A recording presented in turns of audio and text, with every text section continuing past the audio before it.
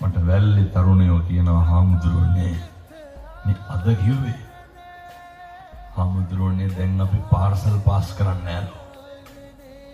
කොල්ලෝ කියන්නේ වැල්ලේ බණක් තියෙන හිට අනිත් මාතර.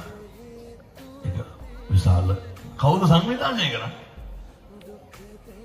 මං කිව්වා මං ඔරුවක් උඩ ඉඳගෙන හරි බණ කියනවා ලෑස්ති කරන්න. මේ වැල්ලේ ඉන්න අර තරුණ මහත්තුරු මේක කරන්නේ. ඒ ධර්මයේ ආශ්චර්යානුභවය. තරුණයන්ට මේවා තේරෙනවා.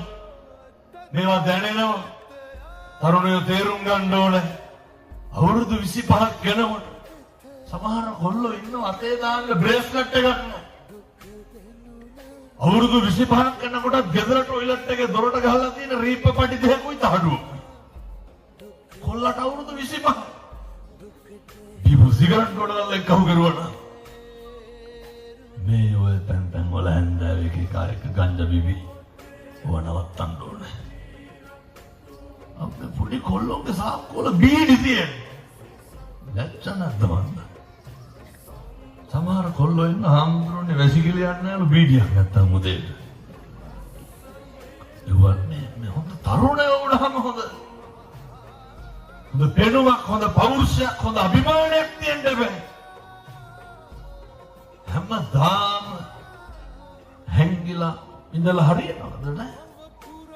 කුඹුරු හැඩ කෙරුවත් ඒවා බොහොම ගරු ගාම්භීර විදියට කරන්න ඕන.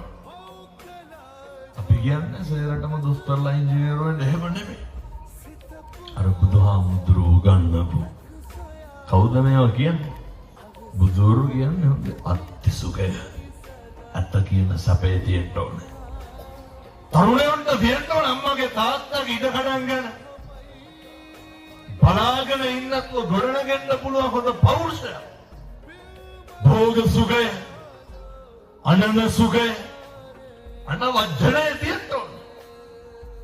ණය නැතිකම තියෙන්න ඕන.